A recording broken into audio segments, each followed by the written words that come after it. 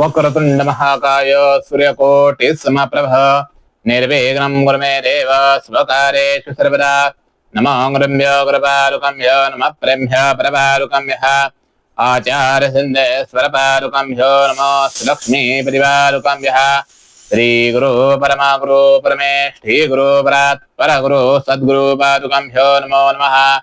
गुरुर्ब्रह्मा गुरुर्विष्णु गुरुर्देवो महेश्वरः गुरुर्साक्षात् परब्रह्म तस्मै श्री गुरुवे नमः।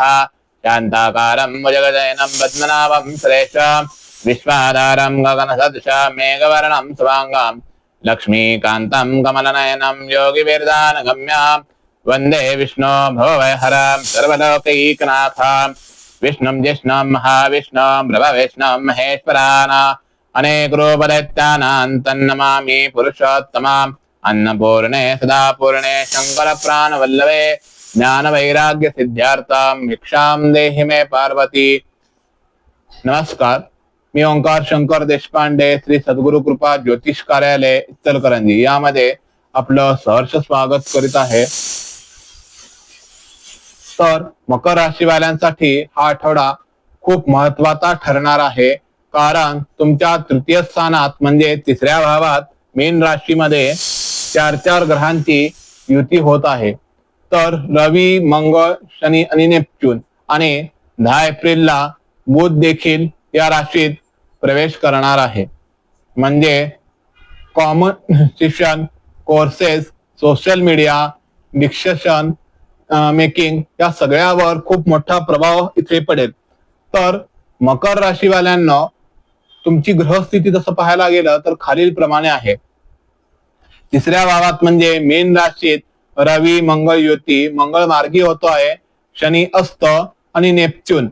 5व्या भावात वृषभ राशीत हर्षद, 6वा भाव म्हणजे मिथुन राशीत गुरु, त्यानंतर 8व्या भावात म्हणजे सिंह राशीत केतू, त्यानंतर पहिला भाव म्हणजे मकर राशीत प्लुटो, त्यानंतर दुसरा भाव म्हणजे कुंभ राशीत बुध आणि राहूची युती, 4था भाव म्हणजे मेष राशीत शुक्र। ही ग्रहस्थिती तुमच्या कम्युनिकेशन, पैसा, हेल्थ, पर्सनॅलिटीवर जोरदार प्रभाव टाकणारी आहे। तर सर्वात मोठा प्रभाव हा तृतीय स्थानात म्हणजे तिसऱ्या भावात टाकणार आहे। तिसरा भाव म्हणजे communication, courses, marketing, social media, इथे 4 ग्रहांची युती आहे। तर याचा परिणाम हा बोलण्यात ताकद येईल, सोशल मीडियावर ग्रोथ वाढेल, कंटेंट व्हायरल होण्याची शक्यता जास्त, मंगळ झाल्यानंतर ऍक्शन वाढेल, शनी अस्त कन्सिस्टन्सी लागेल, त्यानंतर नेपच्यून मध्ये क्रिएटिव्हिटी वाढेल। सल्ला हा की स्मार्ट वर्क करण्याचा प्रयत्न करा आणि रेग्युलर राहा। 5व्या भावात हर्षद, लव्ह लाईफ अनप्रेडिक्टेबल राहील, sudden attraction, sudden breakup, creativity strong होईल। त्यानंतर 6व्या भावात गुरु, खूप पॉवरफुल असा हा योग आहे, एनिमाइज वर विजय मिळेल, हेल्थ सुधारेल, त्यानंतर जॉब स्टेबिलिटी, तुम्ही कॉम्पिटिशन जिंकू शकता।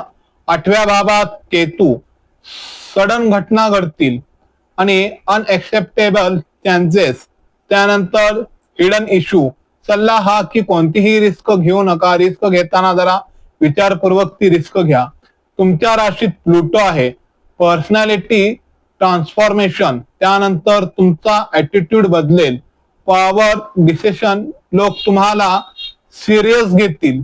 आणखीन दुसऱ्या भावात बुध आणि राहू युती, पैसा आणि बोलणे, इन्कम मध्ये वाढ, त्यानंतर स्मार्ट अर्निंग, पण चुकीचा डिसिजन नुकसान देऊ शकतो।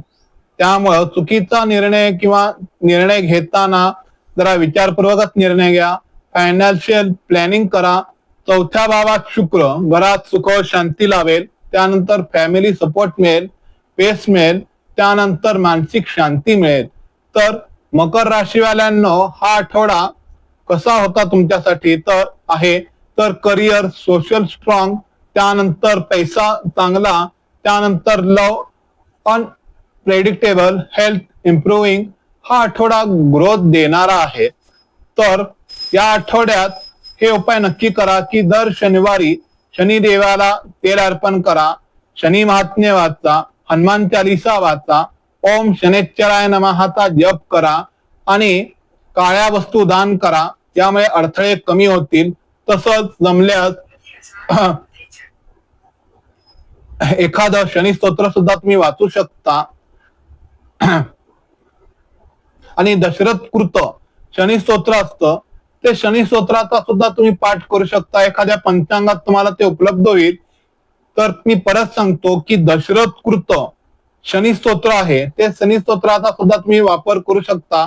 जर तुम्ही मकर राशीचे असाल तर कमेंट करा आणि अशा सविस्तर राशी भविष्यासाठी चॅनल सबस्क्राईब करा, लाईक करा आणि शेअर करायला विसरू नका.